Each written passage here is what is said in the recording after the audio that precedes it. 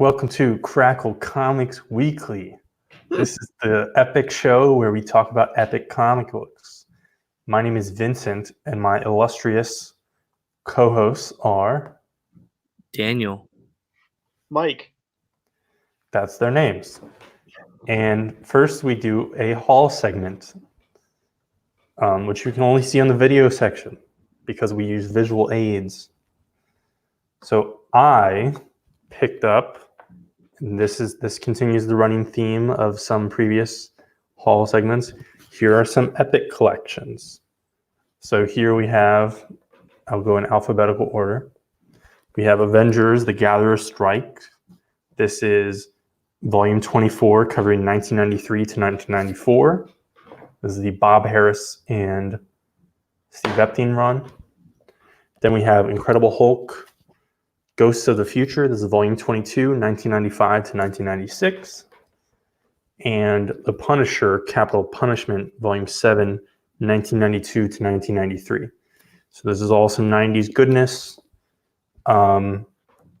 This is the most recent Peter David Hulk Epic Collection. So as soon as they put out the second omnibus, which they fast-tracked apparently, then I'll have all of the collected Peter David Hulk. And then, unfortunately, due to various things, like how many post-David issues there are, and then there's also this spin-off series called Rampaging Hulk, stuff like that, Peter David's Hulk is going to need 2 more epics, which will also finish the series and collect stuff that I don't care about. And then they'll probably just double-dip the entire run in further omnibuses because those are selling well. And maybe I'll upgrade, maybe I won't. Who knows? And Punisher, this is a weird one because this is one I wasn't necessarily planning on getting, but I got it super cheap, or it was available super cheap, so I was like, fuck it. I mean, this thing, and this is actually relatively a thick one, so I'll check it out. This is basically a run on obviously on the main Punisher title. They haven't done epics for the War Journal, Warzone yet. And this is basically the entire run written by Dan Abnett and Andy Lanning. And even though this volume is called Capital Punishment, you could see in the background with the European flags, the actual main arc here is called Euro Trip. And it's Punisher in Europe, which sounds pretty dumb. But dumb Punisher is the best Punisher. The best Punisher is either really stupid and over the top action, or really serious. And basically Garth Ennis does both of those versions perfectly. But if you stray off those paths, that's when it's not so great. And I'm going to kick it over. And also, actually, I will close this and transition by saying, I don't think these 3 specifically, but some of these were part of some deals that Amazon has been running. And I think I also mentioned that in my last haul. Amazon has been having these buy 2 get ones, and then these weird coupon things, which are just check boxes. And on that note, I will kick it to the co-hosts. Oh, he's flipped it over here. And Vince was very kind enough to shoot us a link, right, Dan? Yep. Let us know that the 3rd Invincible Compendium, which we both don't have. Well, now we do, because we both, oddly enough, both had 1 and 2, and we're both waiting on a deal on the 3rd one. So this took it to 59% off for it. So that was kind of definitely get it now. So we get to watch Ryan Otley draw a book where it doesn't take him every 5 issues to do an issue. Yeah, I'm really excited to read that stuff. It should be really exciting. Now it's all collected. Yep, all 144 issues, and then I think the last Walking Dead compendium's out too. So the 2 huge Robert Kirkman works are both now collected in huge ass books. Can't wait to read all that glued spine. It's gonna be great. Yeah, the Invincible ones are really impressive too because they're, unlike Walking Dead, it's in color. Yes. And so you have this. I would say, as far as craftsmanship goes, this is pretty easy to read in the hand. Like it's not like a hardcover omnibus that's like it feels like I'm gonna break it by opening it. This is like pretty nice. Yeah, I would say so. All right. Now we're going to talk about comic books, even though we've been talking about comic books. Yes. It never stops. We have 17 books to get through this week in our retro, which you guys so kindly voted on and made a tie. So we had to just decide amongst ourselves, which our retro book this week is Brave and the Bold, number 182. Alan Brenner and Jim Aparo on the Batman story, and then Kerry Burkhart and Dan Spiegel, or Spiegel, Vince can correct me, on the Nemesis story, but we're going to pay attention to the A story for the most part, which is the Batman story, as it is Batman teaming up with the Earth 2 Robin, who is the fully grown-up Dick Grayson. So there's like a lightning storm causing havoc over Earth 2 Gotham City, and Dick Grayson's hanging out with Ted Knight, who's Starman, and they're investigating it in his kind of observatory. And the same storm's happening over Gotham in Earth 1, and Batman is like in a graveyard. He gets like zapped by a lightning bolt, and it takes him to Earth 2. And it's revealed that Professor Hugo Strange is behind all this, and he's stolen the cosmic rod from Starman, and he's making Robin face all of Batman's old vehicles. Because in Earth 2, Batman is dead, and he was married to Selena Kyle, who's Catwoman. So they basically pulling out all the crazy vehicles that we'd seen back in like the Golden and Silver Age. So they have to fight the Panther plane and the 1940s Batmobile. And they make whirly bats later. I thought this was pretty fun. Robin and Batman meet up where Batman's like, well, I'm on Earth 2. I should probably contact Dr. Midnight. I think it's Dr. Midnight who he wants to talk to get him back to Earth 1. And he's going to the JSA headquarters and just like gets kicked in the head by Robin because he thinks some guy's trying to break into the JSA. And he's like put off that, oh, it's Batman. You're dead. No. Oh, you're from this Earth. And they've only teamed up once before in one of the JLA crossovers, I think they reference. But this is their first kind of like solo team up, and they got to beat Hugo Strange. And the Golden Age Batwoman shows up eventually too when they fight the Batmobile. So they all three team up, and they realize that they have to go to the Batcave, which is where Hugo Strange is. So after destroying the 1940s Batmobile, Batman looks in the trunk, and all the materials to make the whirly bat are in there, so he just makes 3 of them, and they like fly over there. The whole thing that's going on is Robin doesn't really trust this Batman. He doesn't want to call him Bruce because his Bruce is dead. So like there's an uncomfortableness there between them. But eventually they put their differences aside and they're able to team up. They fight the giant T-Rex in the Batcave, and they beat Hugo Strange, who kind of commits suicide by the end of this. By using the cosmic rod again, and he falls down and like gets zapped and disappears, and we get our classic post superhero team up. Both heroes shake hands and go, "Hey, see you around another time." And Batman gets zoomed back to Earth 1 with the help of Starman and Dick Grayson. I enjoyed that story a lot. I think it was cool to see the Earth 2 Robin and the Earth 1 Batman interact. I've never really seen them interact before much at all.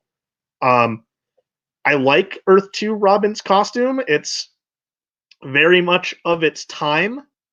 You can kind of look at it as a early prototype for what Tim Drake's Robin costume would later become in some elements, though much stark differences here and there. And the backup story is a Nemesis story.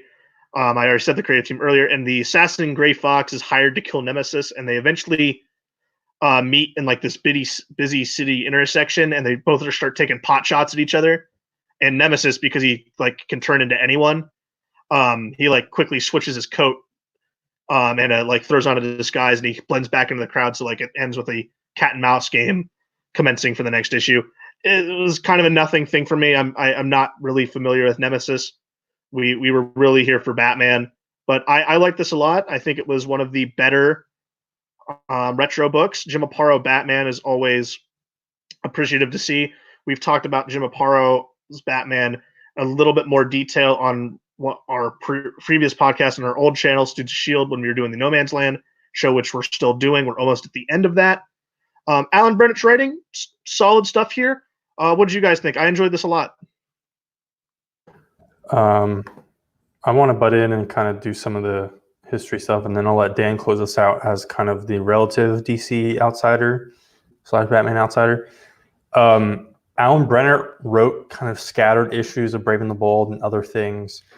He never had a run like on like literally anything in comic books, and I think he wasn't necessarily like a full-time comic book writer. He was in TV and things like that. But there is a Tales of the Dark Knight or Tales of Batman, whichever line it's part of, even though they're exactly the same.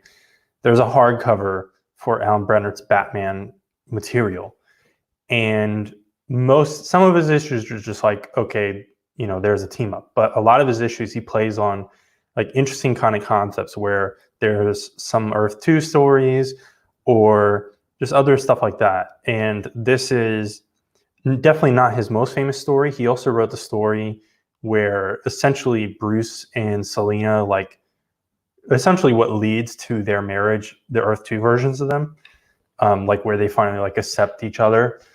That's one of the most revered like Batman issues of that era. But this one's pretty cool because like the twist for Hugo Strange, where he's essentially trying to commit suicide by superhero. I mean, especially like back then, this is 1982.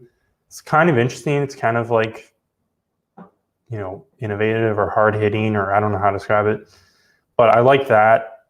And then, the tension between Earth 2 Robin, Batwoman, and Earth 1 Batman, it's all very interesting because all these characters have connections with, the 2 on 1 have connections with each other, but like the dead one and the one who's like older than the other. And so it's a very complicated relationship, and it's fun to see. And there's just some fun stuff in here. Like they use a stalactite, I think that's the right one, to like lobotomize the animated T-Rex in the cave. That's badass. And then also they figure out that Hugo Strange is in the cave because after pulling the things out to make the whirly bats, they also see that there's like an etching on the Batmobile, and Dick Grayson had left that when they stopped using that one and they upgraded to the new one. And I'm pretty certain that's probably like the actual date that in the comics they upgraded to a different design for the Batmobile. I didn't bother to check because I don't really care that much, but I'm assuming that's the case, and that's really cool. Obviously, because there's Earth 2, this is pre-crisis, this is 1982, and I will note from the Dick Grayson stuff is that this is 2 years before Nightwing, which is interesting to think about because like obviously everyone thinks of Robin as a sidekick thing, but like that doesn't necessarily imply that he has to move on from Robin.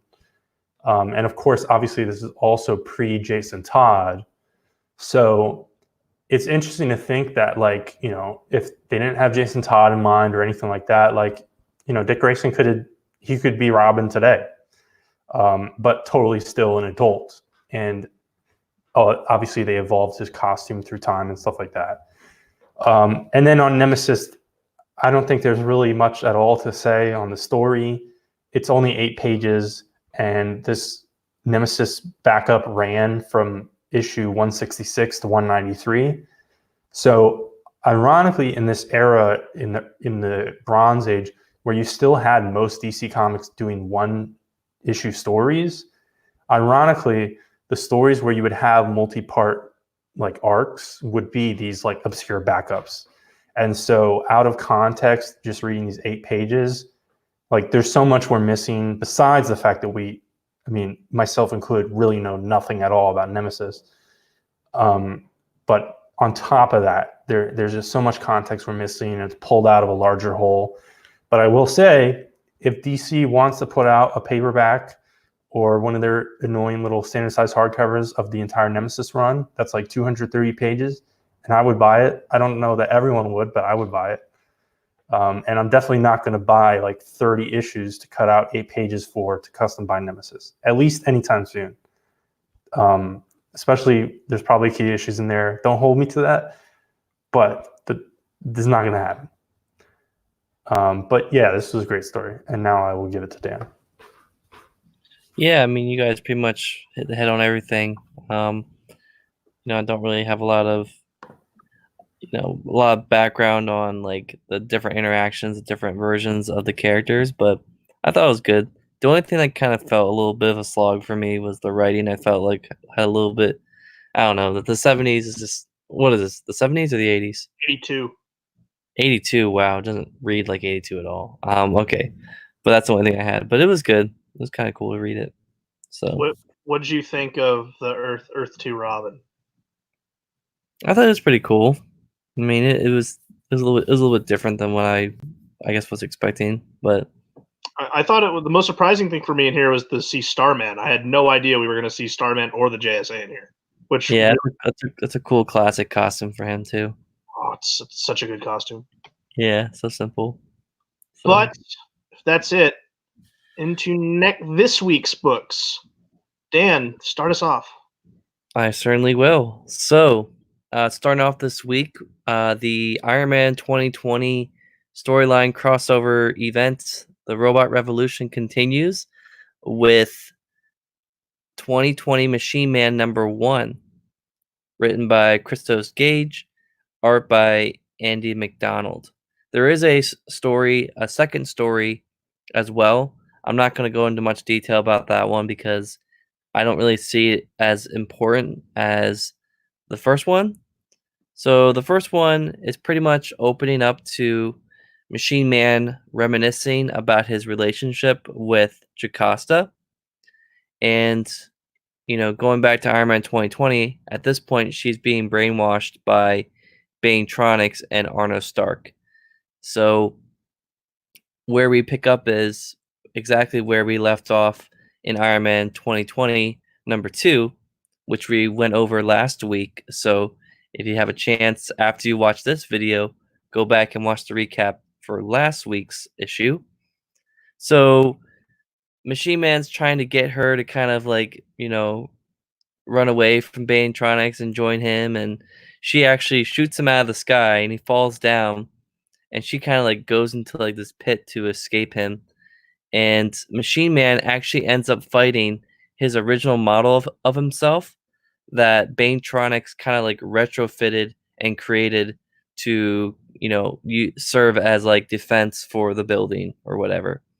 So Machine Man's able to destroy him, and he ends up going into the tower of Banetronics, trying to get to Jocasta, and he ends up like reprogramming some of the robots inside to like be rebellious and rebel. So he kind of is able to navigate around that, and he ends up catching up with Jocasta, where he basically is like begging her to come with him, and she's like, no, with Banetronics, I have my own purpose and everything, and you're crazy now. You're leading this revolution.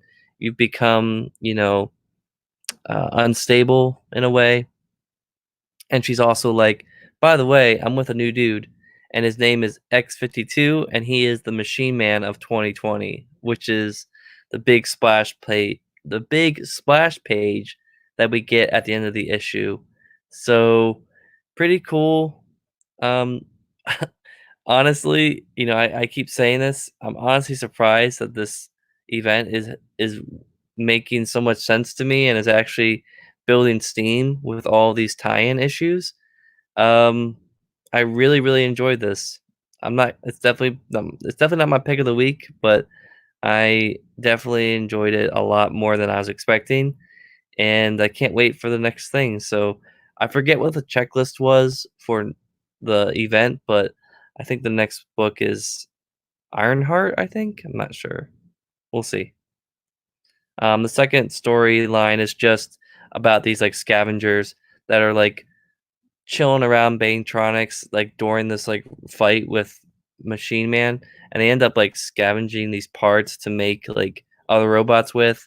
It's really dumb. I'm not really gonna talk too much about it because I don't think it's really relevant to the overall plot of this event. But yeah, the one thing to note here with this is that the writer was Tom DeFalco and the artist is Mike Hawthorne, but really wasn't that good to me. And yeah, that's all I have for that. And DeFalco wrote original Machine Man 80s miniseries. Nice. That's awesome. Too bad he couldn't write the A story. That would have been great. Well, I'm not sure that it necessarily would, but Yeah, probably would have been. That's probably why they didn't have him do it. All right. So I will continue on here. Going into Amazing Mary Jane number 5. So just kind of, I guess, putting a bow to this whole first arc or whatever. Writer is Leah Williams. Artist is Carlos Gomez. Is it Lee Williams or Leah Williams? Leah. Well, Leah. it's Leah. That's right. It's Leah. It's Leah. Okay, I didn't know. Sometimes, okay, I don't know how to pronounce names. All right, so before I start with the summary for this issue, I have to say that I am not a fan of the cover at all. I think the cover looks really, really ugly. I'm not a fan of it. I'm sorry, whoever the cover artist is. I'm really not enjoying it at all. But we can discuss that after I'm done with the synopsis. So we open to a scene from Mysterio's movie with MJ like sacrificing herself to save him, and it turns out that like it was just like her like she was jumping off a cliff, and she was actually jumping off of like one of those inflatable like play areas kind of thing. So that's kind of fun. But it turns out that the scene was her last shot for the movie, so she wrapped up filming, and everyone was like congratulating her, and producer um you know, she finds out that the producer of the movie is actually giving them more funds to film reshoots and like B-roll and all that stuff. So they're all really excited about that.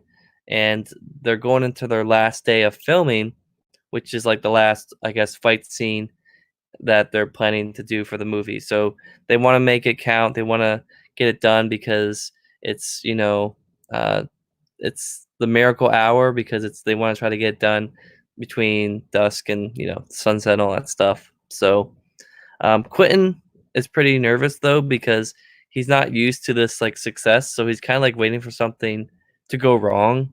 So he's kind of nervous about that, and he kind of confides in MJ about it. So him and MJ have a pretty good relationship throughout this whole, I guess, storyline, this whole book. Before the shot, we get Mary Jane kind of reaching out to Peter again, saying how she misses him.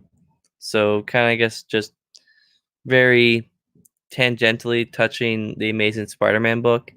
So I think they're called, I'm not sure if they're called the Sinister Six or the Savage Six, but they show up to like crash the set, and MJ proceeds to start beating them up one by one, which obviously, anyone who knows Mysterio, a lot of this stuff, all this is basically created by his illusions. So it turns out that the final scene was actually like plotted for the Sinister Six to show up and fight the people that were on set. So that's kind of cool that that was like set up all along. And the villains end up retreating, and Mary Jane takes everyone out for sushi at the end. So it ends happily ever after. Quentin gets his movie. And I really like this issue. I mean, the little twist at the end, seeing Mary Jane kick everyone's ass like the Rhino and the Vulture and the Cobra with just like her bare hands, I think was kind of funny. But that's all I got. What did you guys think of Amazing Mary Jane number 5? I enjoyed it. I thought it was a fun comic. It looks like the 6th issue will really wrap this up, as that's when she's going back to New York. I thought this would have been ending with her going back to New York, but no, this just wraps up the movie, which that's fine. We know that this is an ongoing now, so this will survive past issue 6 into how many issues Marvel decides to give it. Though this is a fun series, I'm very interested to see how they're going to handle her back in New York, because this is the Amazing Spider-Man title and this have done a really great job of placing themselves firmly with each other with the events that are going on. So Yeah. I'm wondering what's going to happen there. I like Carlos Gomez's art. he might be leaving after issue 6, according to Twitter. Marvel solicitations have him still on for 7. I'd like to see him stick around because he's a good artist on this book. It was fun seeing MJ put all of Mysterio's tricks to use when fighting the Sinister Savage 6. I like that too. And yeah, not a big fan of the cover.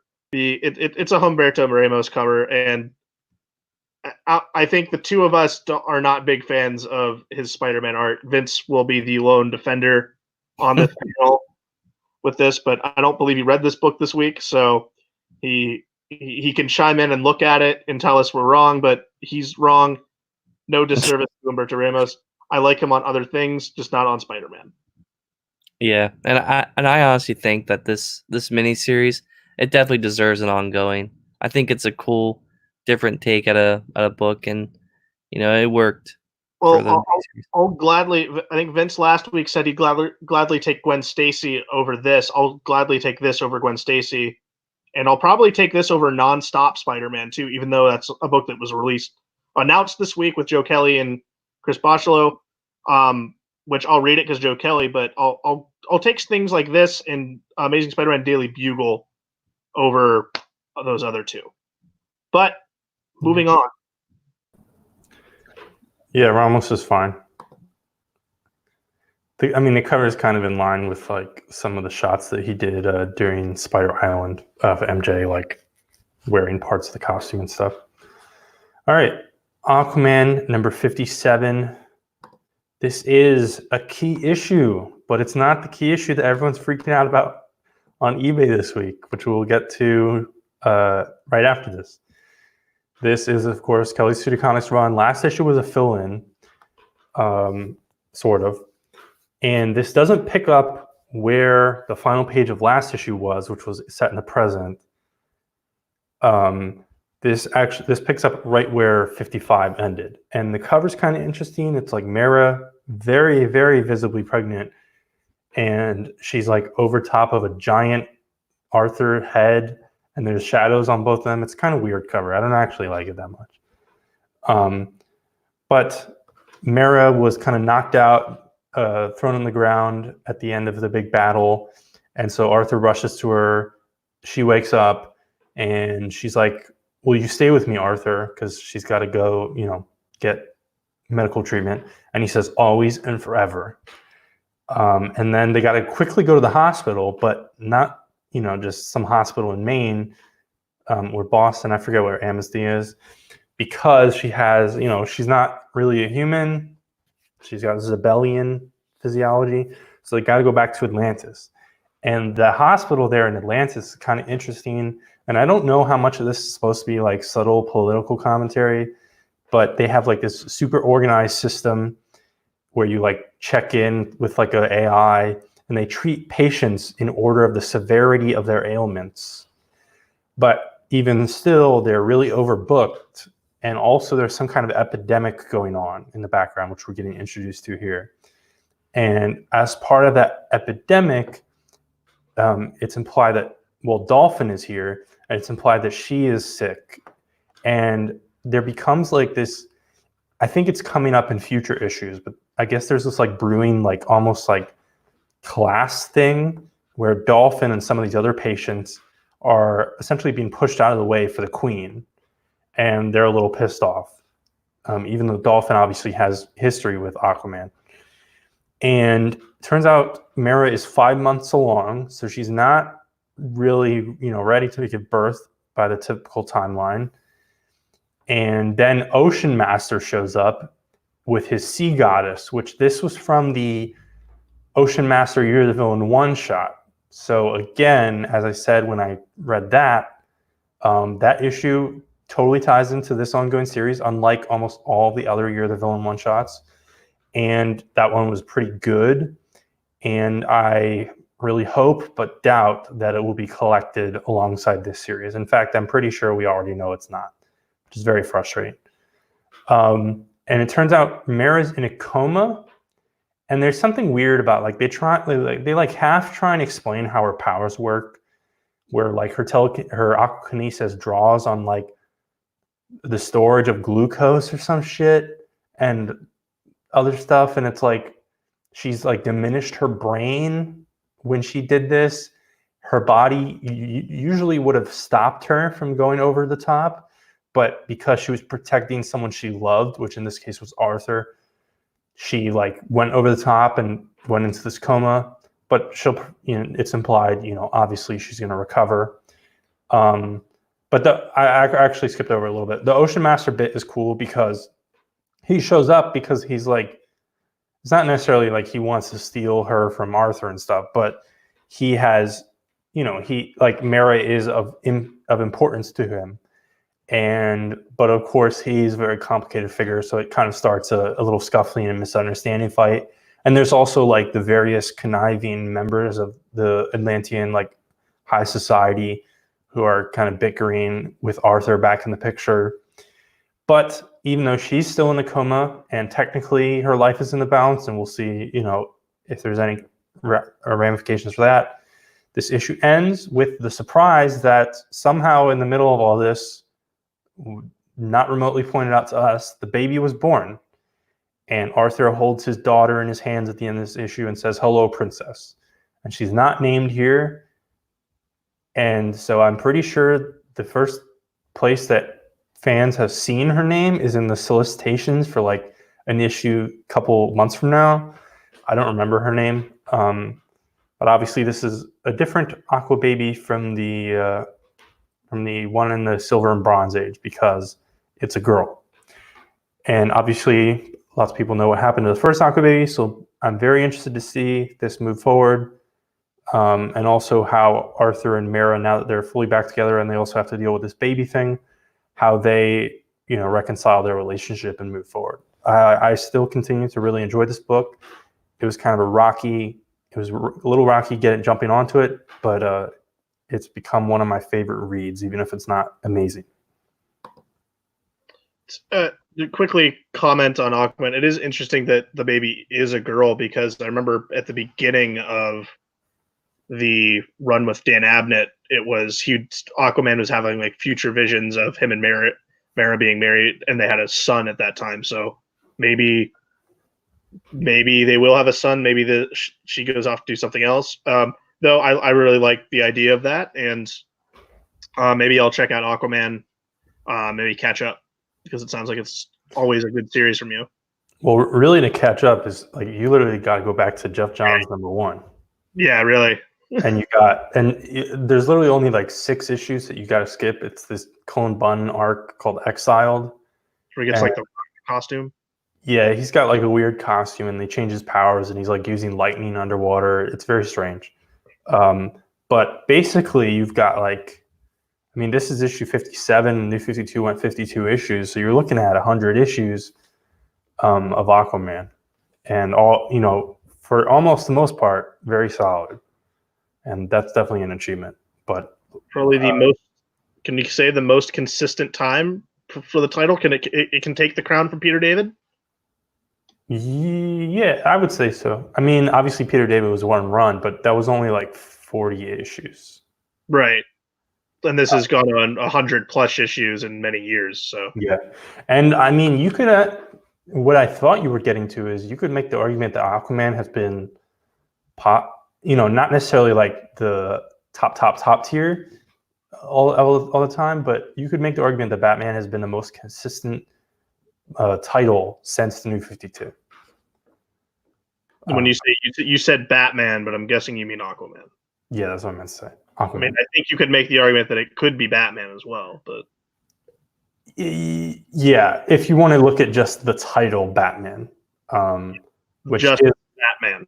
yeah, which is what I'm saying. But obviously, if you look at Batman as like a character in a franchise in the early New 52 era, because you have Dark Knight and you have like it's a mess. Whatever the other books and stuff, you have a lot of shit. Oh well, really, Detective Comics for most of the New 52 as well. Maybe we'll finally get around to doing that New 52 deep dive video because we're going to that territory. But Batman 89, the speculator boom book of the month, because Punchline's first appearance is in this issue, the new girlfriend of the Joker that James Tynion has created.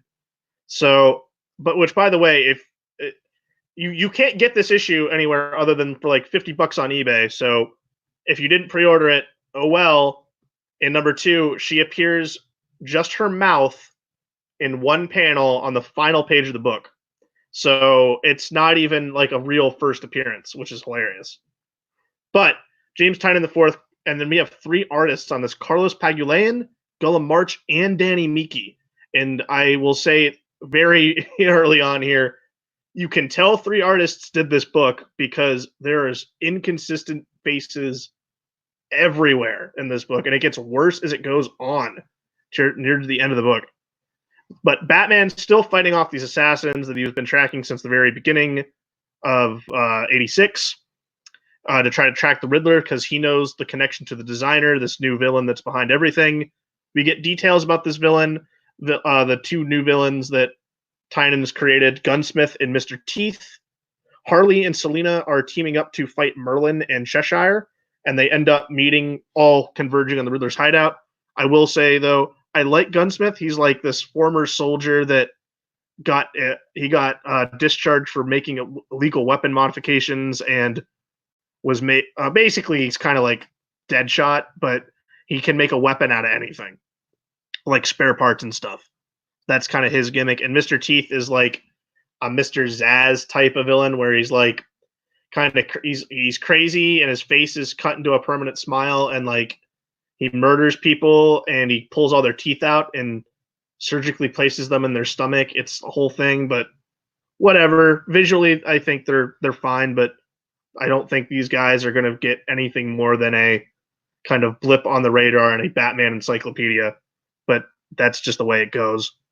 But yeah, our whole crew converges at the Riddler's hideout, where they see footage of the designer and Riddler that Batman's able to decipher codes from it, because Riddler in the camera is giving Batman signals to a alphanumeric keypad, so Batman's able to rig up a whole deciphering code to figure out what Riddler was laying a message for them. And Selina lets Bruce know that she is part of this whole reason why this is happening, because Riddler, Penguin, Joker, and Catwoman all made this pact with the designer, and it's all paying off now. And we're left with their discussion. And the epilogue sees the mouth of Punchline, like I've said before, call the Joker, and they're putting their plan into action, as the Joker has a map of the Bat family, and it's pinned to everyone's identity. So he knows who everyone is, which I don't feel like this is a reveal. I think this was like established back in Snyder's run, that the Joker knows who Batman is, but he just simply doesn't care. But I guess this is, I mean, it's a risk to everyone else, but whatever. I guess this will eventually will lead into Joker War, but I'm lukewarm on this. I think it's been a better issue than his last 2, but it obviously dragged down by the inconsistent art. But there's something about this that isn't clicking, and I'm still trying to figure out what that is. But I'd even say, like, this isn't even as good as his Detective Comics run at the beginning of Rebirth was. I think Tynion's better at writing Batman's kind of sidekick characters than writing Batman himself. That's my take right now. But Joker Killer Smile number 3. Jeff Lemire, Andrea Sorrentino. This is the final issue of this miniseries from the DC Black Label, though there will be a sequel. Dr. Arnell, completely corrupted by the Joker, goes to confront him in Arkham, where he just kind of breaks down, and the Joker, because he's been manipulating the whole time, gets him to team up with them and break themselves out of Arkham. They let loose all the villains, and we get to see Sorrentino draw Killer Croc and Two-Face, which give very, very kind of haunting looks to. I like the depictions a lot. It fits very, very well with the art across the board. But they get out. Then Joker gives Arnell the address of his family. Batman's on their trail, so he attempts to stop them. And he's kind of in between them. And Joker's like, "Hey, you got to make a choice. Either you stop me or you save Arnell's family." Batman goes for Arnell. Arnell, when face to face with his family, kind of breaks down again and doesn't let the Joker win, as he remembers that there's hope for his family, even if he's kind of dead by this point from the Joker. So Batman stops him, and we spring forward to the aftermath of all this. Dr. Arnell is now in Arkham, being treated for what the Joker did to him. Joker's still out there, really haunting scenes of him giving these like green and purple balloons to a little girl as like he's kind of blended into a county fair, which is like, oh, the art is so good and creepy. I don't love Sorrentino's Batman, which is kind of a sad thing. There's something off about the Batman, but the panel layout and structure, I'll post some of them that watch for this week on the Instagram page. There's a really beautiful panel layout sequence with the bat symbol incorporated into the page, which is always kind of cool. Watching artists combine the logo of a hero into a page layout. Manapul does it with the Flash's logo a lot, and it always looks cool. J.H. Williams III did it in the Detective Comics run with Rucka on Batwoman. Through the eye, like the narration of this is all through the eyes of the children's storybook of Mr. Smiles that Arnell's son had, and they named Batman Mr. Pouts in it, which I thought was oddly fitting. But the sequel will be called the Smile Killer, and that's set for May of 2020. I liked this a lot. I think, Vince, you read the first issue. You weren't feeling it and you dropped it, but out of the 3 Joker-centric Black Label books, this is the only one I read, and I liked it a lot, so I'll definitely read the sequel. Bang! Yeah. Well, I was just going to say, I thought it was fine. It's just not a story I'm really interested in. Okay. No, I definitely, since it's done, I think you should read it. Go back and read it. It was pretty good. Yeah. Kind of what I'd rather the Joker movie have been, really. Bang! #1 from Matt Kent and Wilfredo Torres. On the cover, we get a nice quote from Keanu Reeves that says, "A great fucked up blend of James Bond and Tintin." And I would agree. This book follows MI6 agent Thomas Cord. He's tracking down the evil syndicate Gold Maze. It's very Archer and very James Bond. And it's very like 60s kooky, crazy James Bond. It opens up like a Bond film of Thomas Cord completing a mission, but then suddenly, bang, he's shot in the head and killed by the current love interest Bond girl who he's with at the time. He's stealing this book that apparently has layered codes in it by a science fiction writer. But we cut to a new Thomas Cord in the future who was sent on the next mission that Thomas Cord would have been sent on. But this Thomas Cord is a black man. The first one was a white man. And we get this scene where he's on his mission. He gets hit with gas and he's hallucinating and realizes that Thomas Cord is a name that's handed down to him. And before he took the mission, his mind's kind of been reprogrammed to have all the memories of every Thomas Cord. And we get the sequence of like multicolors of one for every era of like the 50s, the 60s, the 70s, the 80s. That's how he's able to have all these memories going back decades, even though he didn't physically do those, which I thought was kind of cool, laying into the it's a code name aspect, but like making it really crazy and zany with the hijinks there and this crazy science fiction. But he does meet up with the crazy science fiction writer who confirms this to him, and the only way to track down and stop Gold Maze is by listening to him. So he's got to team up with this crazy guy. The action sequences I thought were outstanding. It moves really, really fast. But as far as a first issue goes, I'm definitely coming back for the next one. This is from Dark Horse. But yeah, Matt Kent and Wilfredo Torres, I really, really like this kind of a different angle on a James Bond secret agent book that I thought was interesting, and I'll keep with it. Captain America #19. Wow, I'm just running the gauntlet on this episode. Holy shit. Ta-Nehisi Coates, Jason Masters, Bob Quinn, and Lucas Wernick. 3 artists again on a comic book this week. And let me say, sad to say again, another bad art issue. The longer this book goes on, the worse the art gets. The backgrounds even start fading out by the end of this. It's the faces look wonky. It's not good. I think Captain America's had art problems, I think, throughout the Coates run, and it needs to get cleaned up. At last, the Dryad is revealed to Steve Rogers. Steve meets with Agatha Harkness as she reveals the secret that the Dryad is Peggy Carter. And Steve gets like the full history rundown on the Daughters of Liberty and how Peggy was brought into it. And it turns out Alexa Lukin, who she was Alexa Volkov back then, was like a Russian agent of the Daughters of Liberty. And she was the woman who trained Peggy Carter and gave Peggy Carter the mission of kind of keeping tabs on Captain America back in World War II.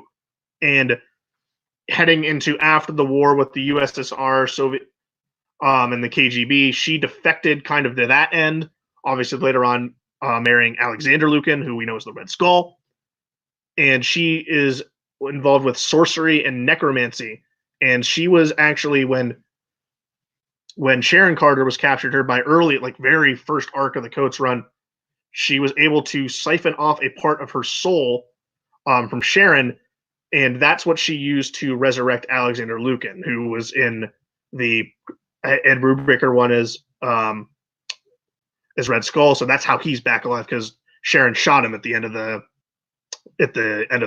run. Well, at kind of the midpoint.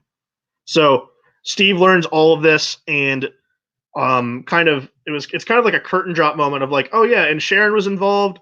Bucky and Falcon know, and they've all been helping you from behind as you've been kind of going through this thing of you can't be Captain America anymore with the fallout of recent events. But hey, we did this to help you. We're all on the same page now. And Sharon gives Steve back the shield and says, now that they know everything and they're on the same page, let's go strike the Red Skull before he can kind of enact his plan. So by the next issue, it looks like Steve Rogers will be Captain America again and not just Steve. So that's exciting, but the art leaves more than something to be desired. Dan, you read this. What were your thoughts? Yeah, I mean, just like you said, the first thing that jumped out to me was the art changes. I mean, it was pretty disjointed at times, and it really took away from the whole, realization of where this story was going with this whole, harkening back to, like you said, the Brubaker era. I have not read any of the Brubaker stuff yet, so I plan to eventually get around to reading that because, it's amazing. But, this not a lot of like actual like, moving the plot forward here really happens. I mean, it's more of just explaining stuff and then, like you said, getting ready for the next issue. But I would disagree with you on the plot moving forward.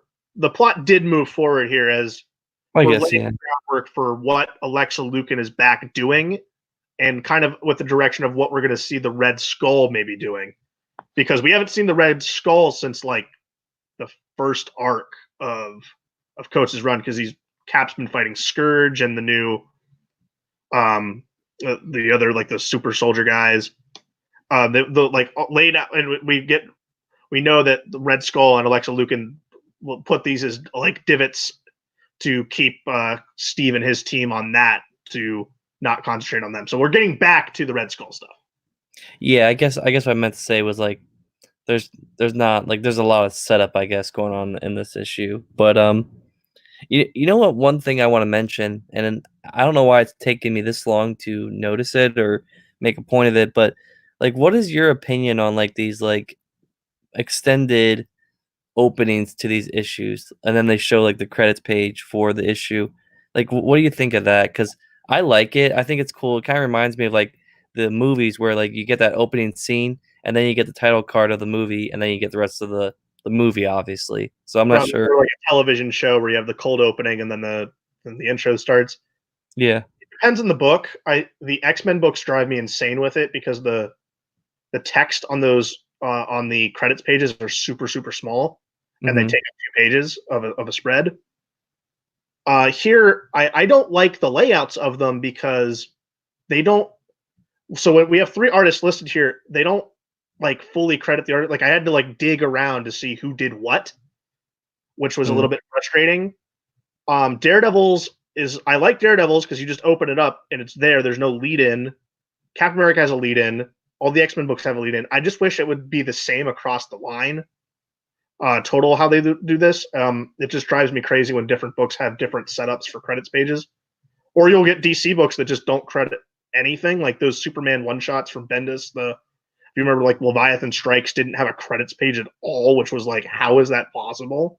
I believe Superman Heroes from last week, we didn't read it, but I heard it was there again where you couldn't tell who did what, which is, how is that possible? Like I said, like I don't know how you don't give credit to the people that worked on the book. And then DC does a lot of their credits is like the big page reveal at the end is the story credit page. I wish just put it at the beginning of the book. But just do that. Yeah, I was curious. That's cool. But Daredevil number 18. Oh no, Conan. I'm done for now. Get a little respite. Yes, publishers, please actually credit the people who work on your books. That would be great. Also, if you could put letterers' credits on the covers, little push, that would be cool. Conan the Barbarian number 13. This is the new run by Jim Zub. I did not read any of the previous 12 issues, which was Jason Aaron and Mahmoud Asrar, with Asad Ribbit covers and Matt Wilson colors. This is Jim Zub. He's joined by Rohei Antonio, who I think is Italian, and I've never heard of him. I've probably read something, but it doesn't ring any bells, and I didn't feel like looking it up. Zub kind of is not, like, this is not really a new run. He's a big Sword and Sorcery fan. He's written a bunch of Dungeons and Dragons comics, as well as Pathfinder, which is kind of like the B tier to D&D. He's also written an arc on Marvel's Savage Sword. He wrote a Conan Red Sonja crossover miniseries between Dynamite and while Conan was still at Dark Horse. And he also wrote that like Moon Knight Conan miniseries thing. So he's coming in here. He knows what he's doing. This issue starts with Conan. He's just in a city. He's hanging out drinking. He doesn't understand the local language. So he just kind of like, people try and talk to him and he's like, I don't know what you're saying. He gets challenged to a feat of strength just randomly, which devolves into a fight. And he like beats the shit out of this guy. And he's like, all right, I've been drinking. I just beat the shit out of this guy. And there was this dancer that like kind of like groped me, not groped, but like came up and was like rubbing on his arm earlier. He's like, I got to go find that dancer again. And that'll be the trifecta. And this will be a perfect day. But suddenly, because he did that feat of strength thing, he is the people's champ. And he is supposed to fall in this giant hole in the shape of a skull. And it's some dumb, like, it's basically like a tournament arc or like a Hunger Games thing. But right before he falls in, there's some kid who's like translating and is like, hey, this is what these people are saying. And so Conan drags the kid in with him. Lands at the bottom. And as I said, it's Hunger Games. So there's like a dozen of these different warriors and mercenaries who've entered mostly unwillingly into this kind of thing. And the first thing they do is there's like a platform that comes up and it's got like a bunch of bags with like supplies and stuff. And someone goes to reach for it and just gets stabbed right through the chest. It was a trap. And then there's another puzzle where there's a bunch of swords stuck in the ground. And Conan didn't end up here with a weapon. No one else has weapons. So he and this other woman and his translator dude are like, all right, let's risk it. Like, you know, if it's not a trap, this sword would be very helpful. So they're like, all right, 1, 2, 3, let's pull these two swords out at the same time. So like, you know, if one of us gets fucked, then we're both fucked. And then he gets like stabbed in the back by this like shadow being. And that's how the issue ends. So it's definitely one hell of a cliffhanger with a sword through Conan's back. I thought this was fun. It really conveys Conan's kind of very unique attitude where he kind of just stumbles through life. Like he's heroic, but only by accident. He's basically, he's very similar to a Western hero in certain ways where he resorts to heroism. He kind of just falls on heroism. And otherwise he just kind of like, just pursuing like the pleasures of life and no real meaning to himself, at least in this stage of his life. I thought this was entertaining. It's a lot more approachable than the 12-issue epic of Jason Aaron, which is apparently continuing into a different series later this year. For now, I'm going to stick with it.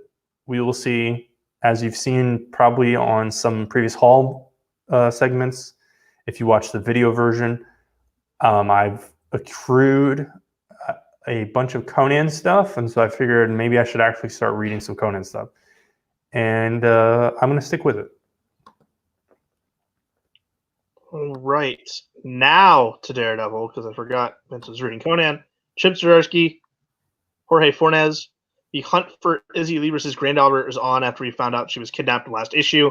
So the whole crime family is formulating how to get their granddaughter back as Izzy's mom and husband storms out to find her on her own. Her father, who is the son of Izzy, says he's going to go confront the owl himself, and we'll figure out how that ends at the end of the issue. Cole North is talking sense into Hell's Kitchen cops because we know that there's the no patrol ban has gone in, and he goes, hey, he gives a big speech and goes, hey, there's a lost kid, there's a kidnapped kid. This is our section of the city. You want to go be cops or you want to sit here? And they break it, and they go try to hunt down the kid. And as the same time, Matt Murdock is kind of like giving direction to Cole and talking to him, and they're both like working together now. And eventually they are able to corner that the owl has her at one of the hideouts, but she's being taken into vans where they keep moving, so she's not at one location for very long. So Cole and Matt take a squad car and cut off that van that has the girl, and they rescue her. I posted some shots of the art on Instagram page this week. It's just absolutely gorgeous art from Jorge Fornes. Izzy's son confronts the owl himself, and he just gets shot and dies. So another casualty of this gang war that is ramping up. And Wilson Fisk receives another call from the Stromwinds informing him that they know the cops broke the order to not patrol the kitchen, and that he's failed to control his city, whether he gave the order or not, and they know he wasn't. So they will be taking matters in their own hands. And a cargo ship pulls up into the New York harbor. The door flings down, and the two security guards that were watching the harbor get shot right in the head and die. And it's revealed that Bullseye, Crossbones, Bullet, Rhino, and Stiltman have all pulled into the harbor to come and wreak havoc on Hell's Kitchen. And we do know that Daredevil will be finally back in costume in issue 21. So shit is definitely about to go down in Daredevil. 10 out of 10, always. It's great book.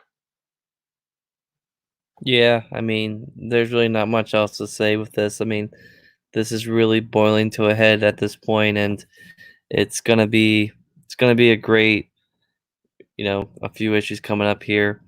One of the things I want to mention, I think her name is her name Mindy? Yeah. Now that her husband is dead, you know what that means? Oh, they were. I don't think Matt's going to get back together with her, but we'll see.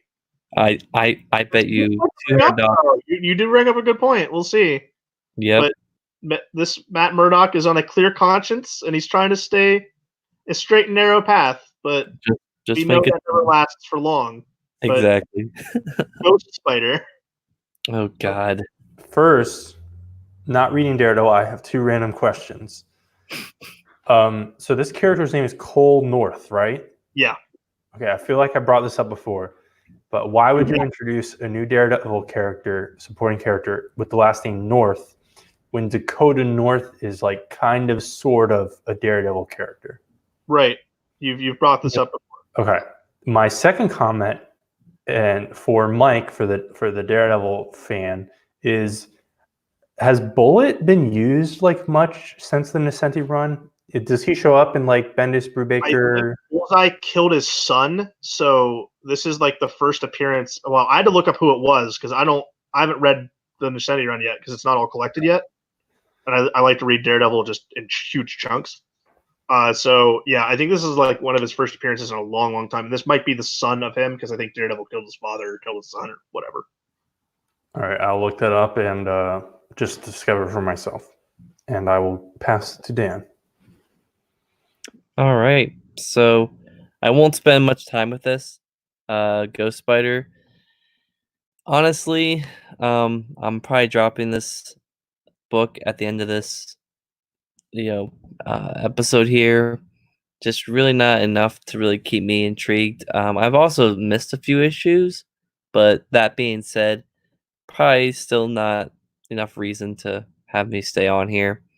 So we get like an interrogation of Johnny and Sue Storm, who I guess in this universe are like they're kind of like teenagers, and it's kind of like the Ultimate Universe, but not really.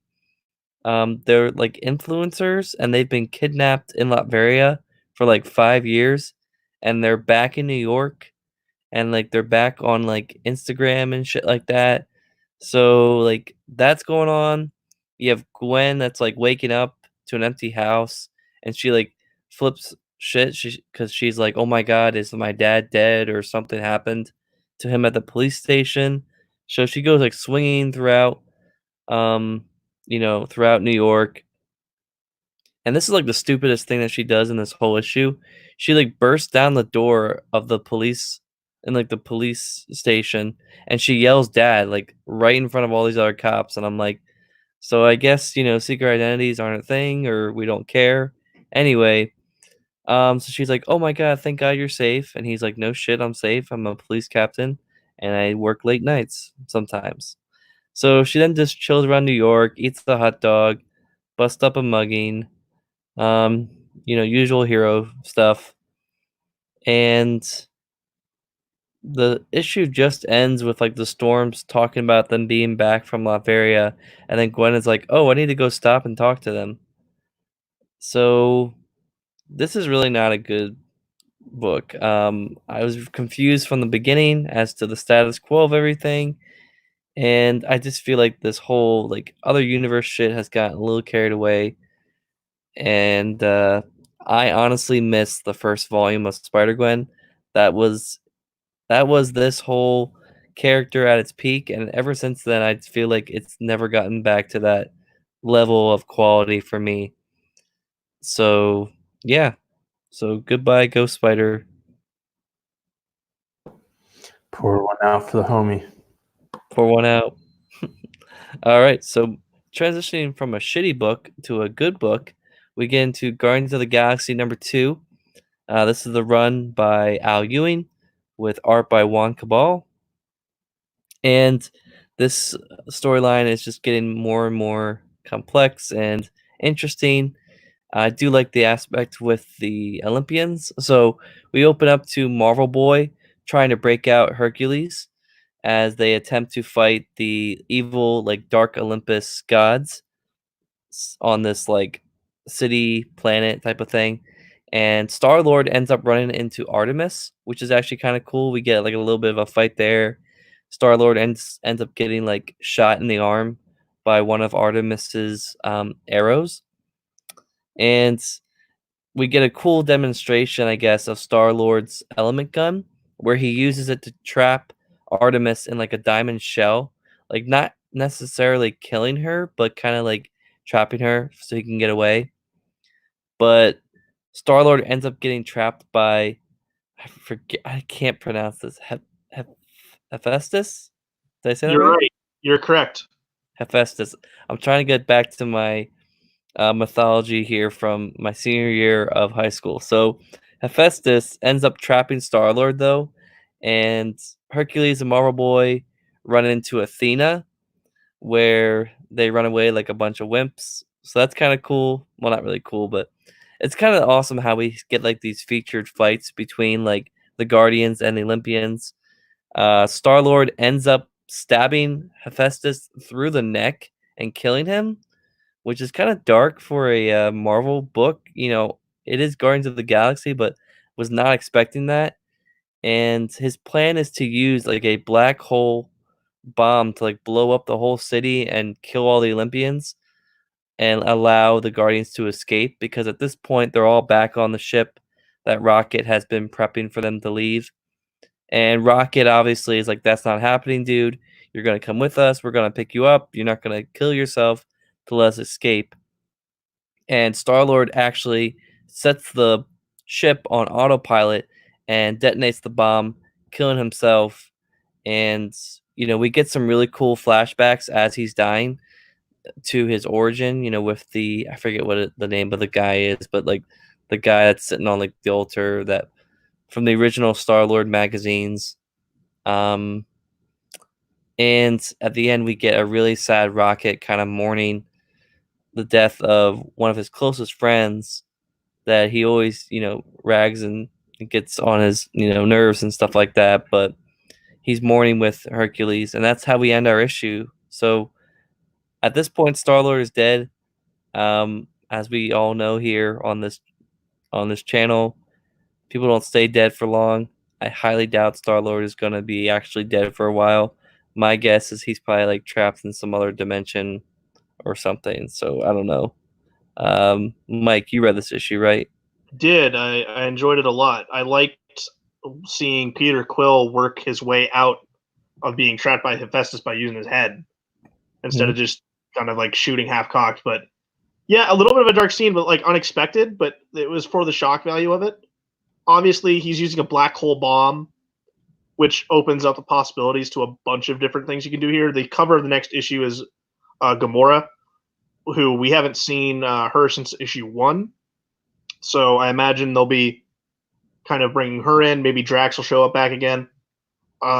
Nova is going to have to be put on the sidelines for a little bit here because he got punched through the chest by Zeus. So I definitely don't think this is the end of the Olympians. They're going to be kind of probably an oncurring villain through the rest of what I hope is to be a long run. But Guardians of the Galaxy continues to be really good. I really like the colors that's being used in this book. Matched with Juan Cabal's art is really, really good.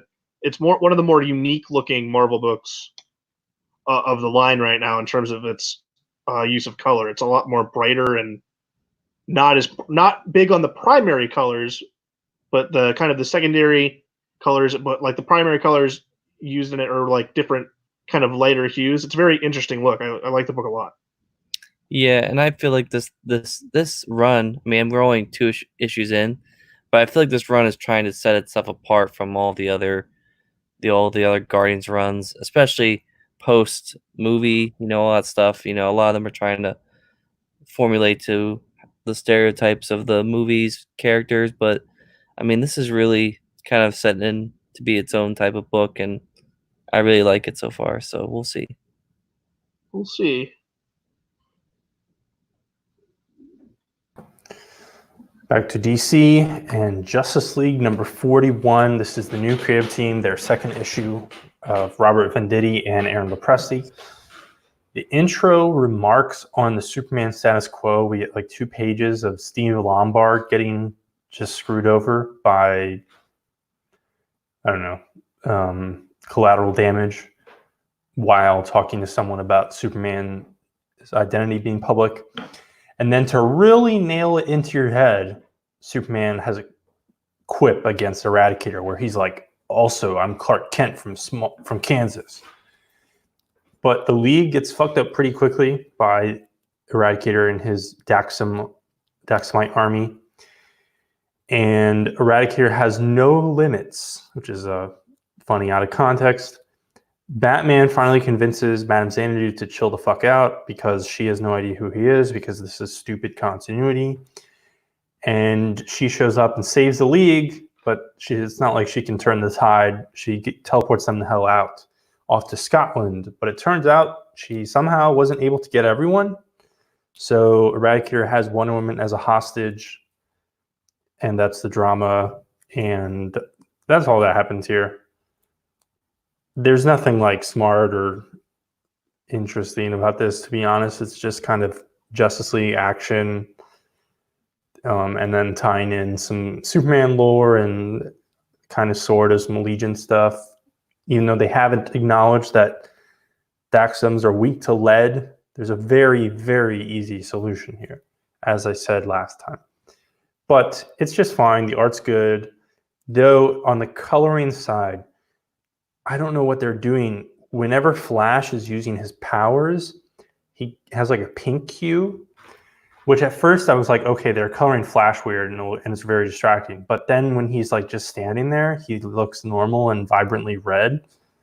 So they should just stop doing that. I don't know why they do it. It doesn't really make sense. And I think it looks really distracting and weird. But the issue's fine. This is like a generic Justice League story. Yeah, I had issue 40 as my pick of the week because it was a generic Justice League story. The comfort of that I've missed obviously is worn off by this point. I think this is still fine. Like you said, the art's good, the color's good. The striking primary colors are always what I like about a DC book. With the kind of very striking blues and reds on Superman's cape, Batman's cape, whatnot. I thought the faces looked a little wonky, particularly on Wonder Woman near the end of the book. Eradicator looks odd in some ways. I will say, though, I think that pink hue thing with the Flash is a current reference to his powers aren't working correctly in the current Flash book under Williamson. So I think it might have to do something with that. But yeah, this is pretty bare bones. But it's what you'd want out of a Justice League book, which isn't necessarily a bad thing, but it does feel like a placeholder run at best. This is not the must-read, must-see flagship title from DC like it was under Scott Snyder. Yeah, I don't know, because I'm considering dropping this, and none of us are reading Avengers by Jason Aaron. So it's interesting to consider. Like, I don't know if, and obviously both these titles have kind of sort of like, suffered over the past X number of years. I mean, for Avengers, I guess since like Bendis or I don't want to get too into it, but I don't know what it is. I feel like with this less continuity, despite that, like, I feel like you don't get much characterization in these core team books. And so they end up just kind of telling blockbuster stories, and you kind of tune out. At least that's my theory. Is that the blockbuster stories are now the event titles, which has kind of always been the problem with how does a team book exist when you're doing your event books, which are essentially the team books. Yeah, so what you have in the team book are like B-tier blockbuster stories. Yeah. Whereas like Roger Stern's Avengers, even though a lot of those characters had solo books and most of their development was in solo books, like you had a lot of character dynamics and relationships. And I don't know, I mean... Yeah, but Roger Stern's run didn't have to devote like 3 issues to absolute carnage. Yeah. Okay, team books that, well, whatever. I don't know that you would call much of the X-Men books nowadays team books. They're a little more complicated under the Hickman era. Marauders number 8. This is you. I keep pressing the wrong buttons. This has a great Russell Dauterman cover with Storm and Emma. And Emma is in her diamond form on the cover, right? And there's a reference to that in the issue, but she doesn't actually use her diamond form in the issue at all. But it's a great cover. She does not. Also, this is a Stefano Caselli issue, not a... Who's supposed to be the main artist on this? Matteo Lolli? Yeah. I feel like we haven't seen him in several issues. This issue opens with the Frosts, Emma and Christian, giving mutant children a tour on Mars. And Mars is one of the facilities where they make some of the Krakoan drugs.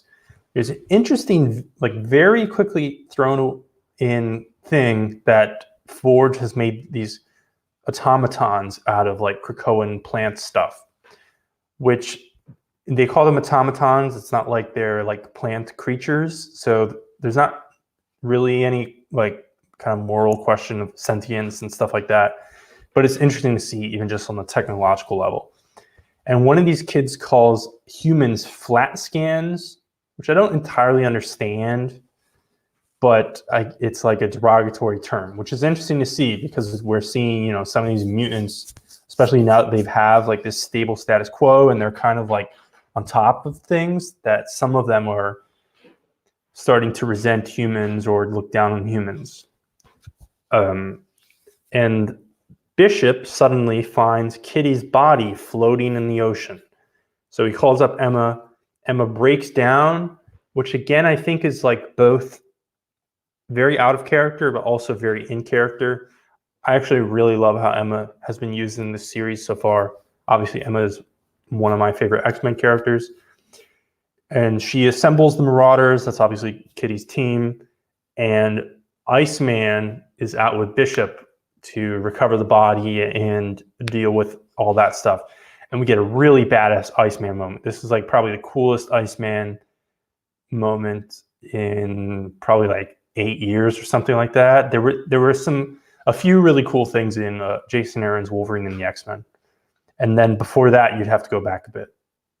Well, And- it was Jason Aaron where he introduced that he has like Omega level power, right? Well, sort of. That's been a very, very long brewing kind of mystery / subplot. That goes back to there's a prominent issue in Scott Lobdell's run where Emma Frost takes over Iceman's body. And that's when it's first shown, like, if he really tapped in or if he knew what he was doing, his powers are fucking insane.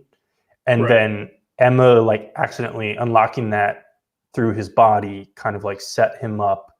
And then eventually that, like, retcon / fan theory has rolled that also into his coming out stuff, where it's like, he has a lot of things bottled up, and I don't want to get into that too much, but Iceman, if writers actually bother, very interesting character and lots to dig into, and he's just totally badass here. This is a really cool moment, and we've consistently gotten these moments in this series. We've gotten them with Storm and obviously with Kitty. Really cool. And I'm going to make a dumb reference. This Iceman like entrance to this ship is cooler than the end of Rogue One. That's the hot take. That's the clickbait. And then Storm, Emma calls up Storm, who wasn't with Iceman and Bishop. And Storm gets really upset and meets with Emma and kind of freaks out a little bit, shoots some lightning. And there is a cool moment where it's kind of funny, where Emma's like, I can turn diamond and you can just like slap me around or like shoot lightning at me if you want, like to, let out your feelings. And Storm's like, nah. But that's a fun idea. And then that's basically where the issue ends. They have Kitty's body. She's confirmed dead. There's a weird thing too where Bishop like grabs a piece of twine. So I'm not even certain.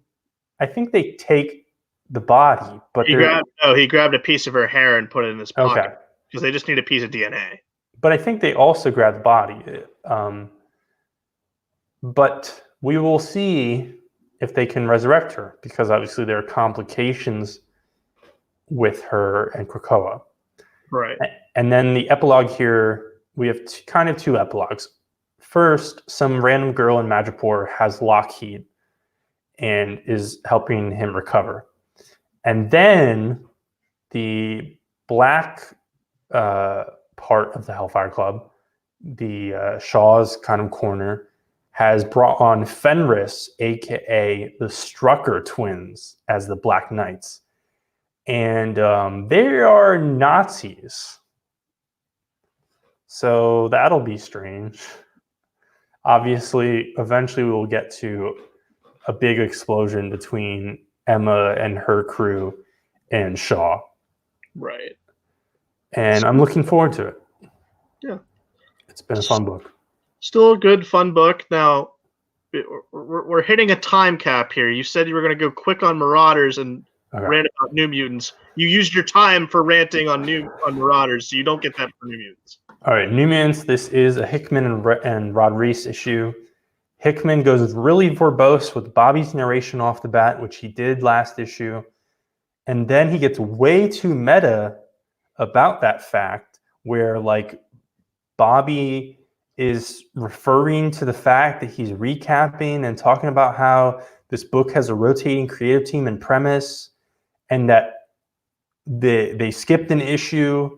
And so he's recapping stuff that we didn't see, which is another thing I've complained about Hickman X-Men.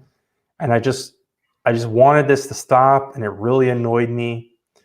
And then they're like, they got rid of all of the I forget what this team is called, the like Imperial dudes, the ones who killed Jean Grey's family, Jean Grey's family. The Imperial Guard of the Shi'ar.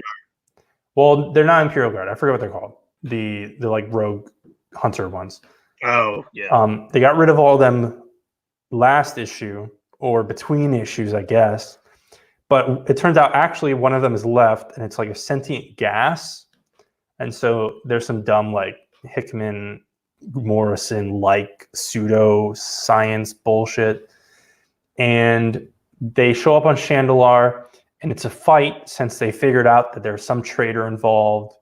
And then there's an info page saying that this fight would have been 17 awesome pages from Rod Reese, but instead, this info page is like a fucking D&D rule set, and it says like break out your dice and figure out how this fight ended up. And this is not clever. This is fucking stupid. This is a comic book, not a Tumblr page. And that's not even like a shot at Tumblr. It's like, this is not, I don't know. This was even more annoying than Bobby going meta about his recap and skipping stuff. Yeah. And so ultimately in this series, in this issue, we have two huge chunks of skipped narrative that they're just making into jokes in the narration. And then the mission's over because Xandra is like, yeah, you totally betrayed me, but like, teach me anyway or some shit.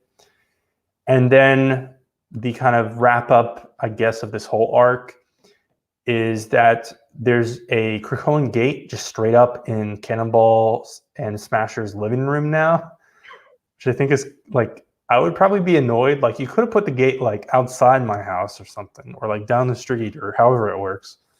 And so all the X-Men just show up at Cannonball's house to party. And Sam decides and Cannonball's like, yeah, I'm not going to go to Krakoa. Like, I have a wife here. I have a child. My wife has a very prominent job in this society. I've been here a while, etc. And also there's a gate in my living room so I can literally see you whenever.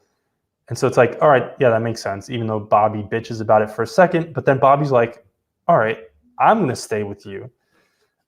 And because he wants to hang out with his best friend, of course, but also so that he can hit on Deathbird and develop that potential relationship.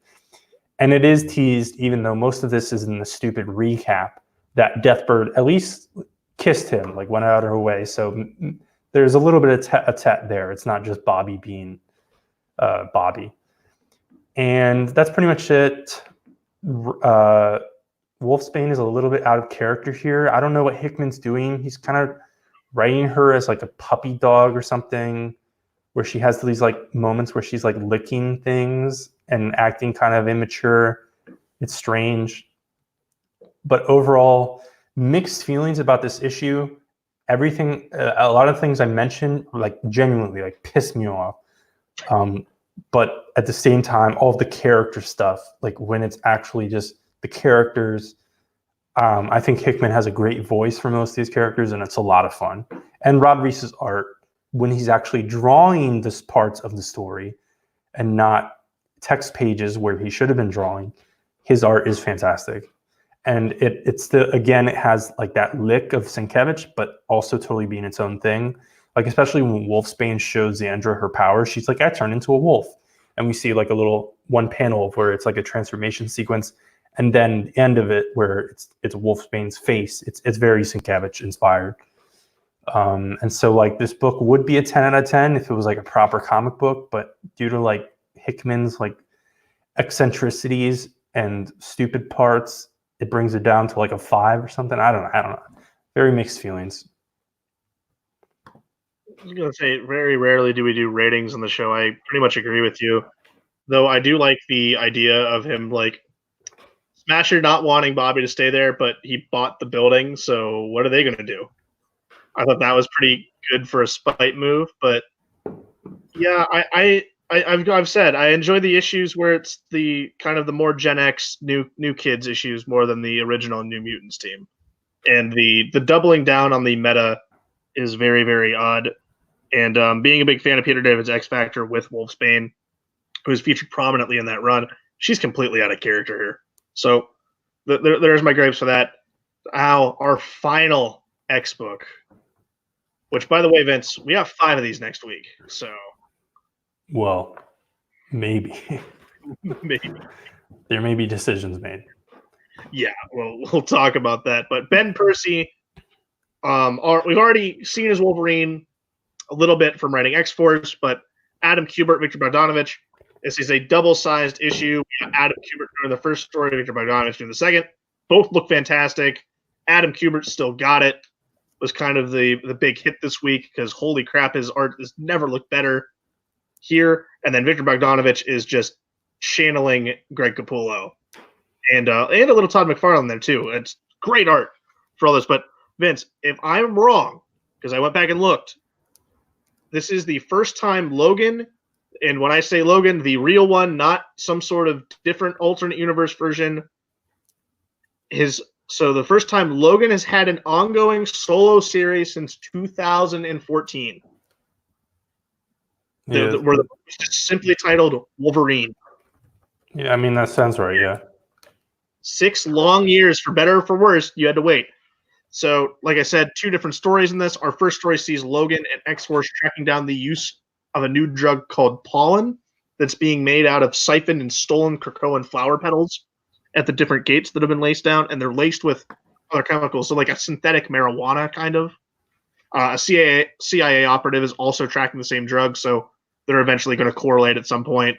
And it's being made by a woman who goes by the Pale Girl, and this whole story takes Logan from seeing visions of him killing the entire X-Force team. A lot of X-Force show up in this, so it's nice to see that it's running adjacent, which I think is cool, especially with Ben Percy writing both. But it's being made by, or maybe transferred by, this girl who's going by the Pale Girl. She looks like a little like angel girl, and Logan ends up seeing a vision of her in Alaska, where like an angry mob's chasing after him, or after he was transported there. So that's the end of our first story. Our second yarn features Logan tracking down the mystery of what brought Omega Red to Krakoa. And he appeared on an island, a bloody mess, and Logan immediately distrusts him, but Magneto said, hey, you're our protector here. That's your job, and you're also going to investigate this. So he just literally transports him to Paris through the gate Omega Red came through, and this takes him to learn that Omega Red was being used by a nation of vampires that are living in the crypts underneath Paris, planning their moment to strike because the humans are focused on dealing with the mutants right now, so it's the vampires' time to strike. And he teams up with a vampire hunter there, and they kind of have a thing going on a little bit. But it's revealed that Logan's blood is like a high commodity for something, and the vampires want to use that. While also, like, Dracula / Vlad is behind all of this. So I'm thinking like this is a different version of Dracula, a new Marvel Dracula, because obviously we had seen, I can't remember which X-Men annual it is, the X-Men have actually fought Dracula, and they beat him. So I'm thinking this is like a Vlad the Impaler kind of version of Dracula that we haven't seen before, who's behind this whole thing. I thought a very good issue. Very long, though. I thought both stories had some pacing issues. But the art was fantastic throughout. Cool to see that Ben Percy has control of Logan and Wolverine and X-Force. So the line has one singular voice for the character right now that I like. And the scene with Kitty Pryde, when they're just sitting back exchanging stories while drinking whiskey, I thought that was a really good, cool sequence as well. But Vince, what did you think of Wolverine #1? Okay, well, this is regular Dracula. That's just his name. I mean, the story of Dracula, like literary, was always partially inspired by Vlad the Impaler. Well, I know that, but yeah, it was a new Dracula or not. And then obviously, as you said, the X-Men have a history with vampires and with Dracula. And you referenced, during the Claremont run, which is obviously the good stuff, but also there's the Curse of the Mutants story, I think that's what it's called. Oh, yeah. Which was the Victor Gischler, right? Relaunch of Adjectiveless X-Men, and that caused Jubilee to become a vampire for a stretch. But at the same time, I'm pretty sure Dracula has shown up in a few other minor things recently, and I'm pretty sure things don't match up, but whatever, as long as it wasn't like last month, you can just, no prize it bullshit. Something happened in between. I like the concept of it. I actually like the concept of Wolverine's blood being special to vampires, but I definitely did not need a text page, #1, explaining how blood types work, and then trying to come up with this total bullshit, like pseudoscience explanation for Wolverine's healing factor and his blood. It's like, you're breaking it. Just stop. And there's already it's not like we're seeing any like stupid nonsense flashbacks, but once the cat's out of the bag, you can put it back in. But the first story also leans into the fact that Logan has, this crazy, complicated, deep history, and his memory's all messed up, but also he remembers a lot of things. I actually like the second story with the vampires a lot better than the first. I think most of it is that the first is still very unclear because we're constantly jumping around in time. And as far as I can tell, like, he straight up did kill or someone else killed and he woke up. But Jean, Quentin, and Domino are dead in this first story. I think they are actually dead in the present. Obviously, that doesn't mean anything because of Krakoa, but they're dead. And I don't know where Gateway is because he also doesn't really walk much, so I don't think they're his footprints. Because he did go through with them. He didn't just transport them. And I also want to note in the first story, another timeline comment is that Domino does not have her Krakoan plant arm.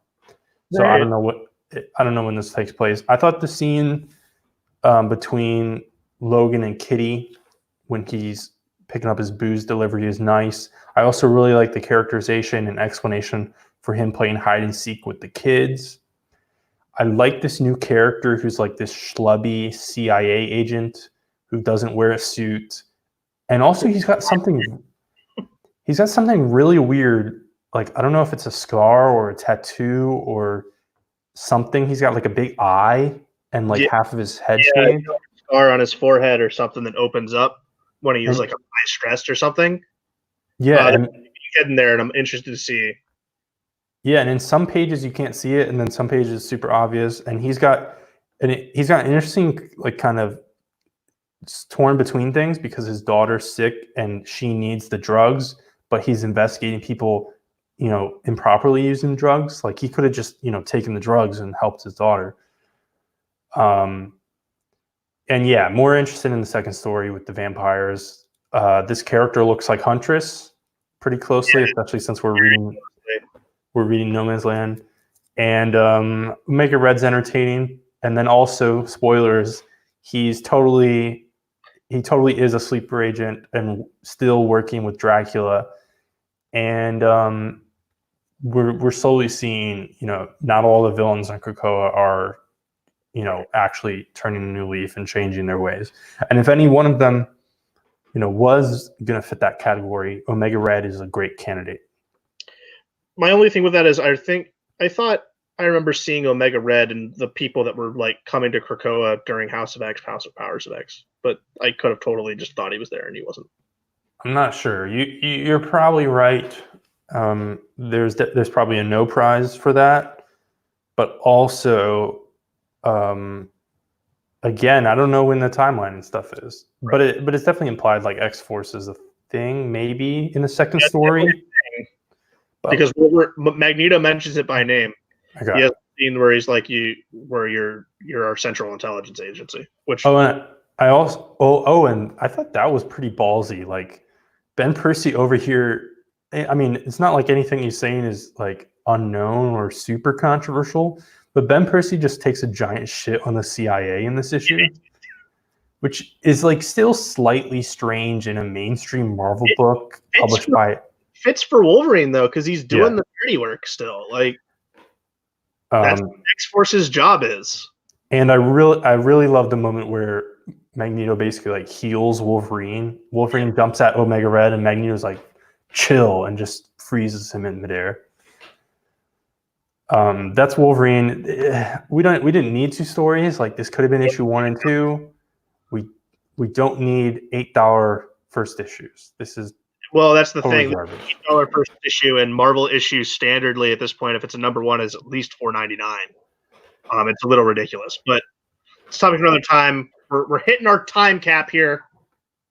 Wonder Twins number 12, Mark Russell, Stephen Burton. This wraps up the series. No sequel in sight, sadly, it looks like. So hopefully we get to see these characters down the line again. definitely left open for a sequel, though. But the Wonder Twins call out the JLA, or not the JSA, the JLA on the way out after saving the world, not seeing the full picture. As the Wonder Twins, they had to lie and they stole a jet to go great risks, aiding fugitives that were the only people that could save the world as the Colonel 86 computer program was taking it over.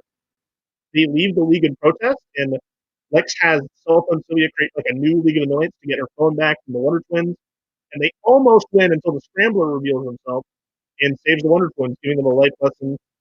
Be careful what boxes you let people put you in, because he was put into a box very early and kind of regrets it. So the Scrambler maybe has turned a new leaf and now kind of like an anti-hero good guy now. Thanks to the Wonder Twins for kind of helping him out. And the Wonder Twins go back to JSA like kind of for a formal meeting because they're thinking they're going to be fired, but Superman is there with Polly and Philo Math, and they have appointed them and the Wonder Twins to head a new subdivision of the League called Asterix, accessing strategic threats requiring skills and knowledge. And so they'll set up like kind of a new investigative decision that's a subsidiary of the Justice League, and they'll be part of that due to their work on this case.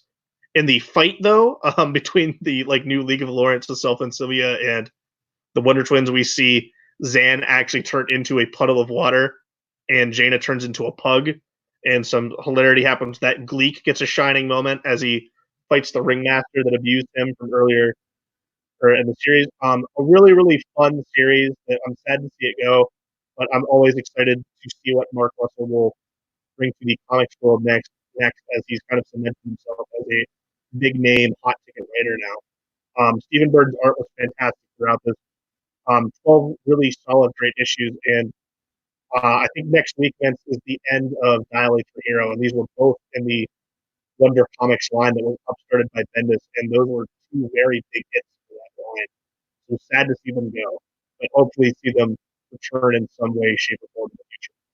But that's our show for this week, and now it's time for Picks of the Week. I looked through my list again, and I didn't feel that there was a super standout issue among the ones I read. So slightly tough decision this week, but I'm going to give my pick of the week to Marauders #8. It's a good pick. I have the same struggle where I kind of felt like I could give it to three things, but I think I'm going to give it to Wolverine because the art was so good from Adam Kubert and Victor Bogdanovich that I'm kind of excited to see what happens next in this book. All right, and for me, I'm going with Guardians of the Galaxy #2. It's been a while since I've gotten to like reading Guardians. I've did like a whole readathon last year, and this run really has me, back into Guardians. A good jumping on point for anyone who is remotely familiar with the characters, I think. So I like it. I'm very surprised. I thought you were going to go Daredevil. No, it was close, but I mean, I think Guardians just has that nostalgic. I like the book better. So No, it's a very good book. So I was waiting to cringe when he said Machine Man. well, no, because he said at the beginning of the show that wasn't his pick of the week. Oh, yeah, I was gonna say, I couldn't go against what I said earlier. So yep. All right, that's the show. Thanks for watching. Tune in next time where we will have more exciting comics. Watch the Instagram page for panels of the week kind of stuff, and make sure to go to the Twitter page to vote for the next retro book, which by the time the show is done, it'll be on the Twitter page now. So go vote. Do it. Democracy.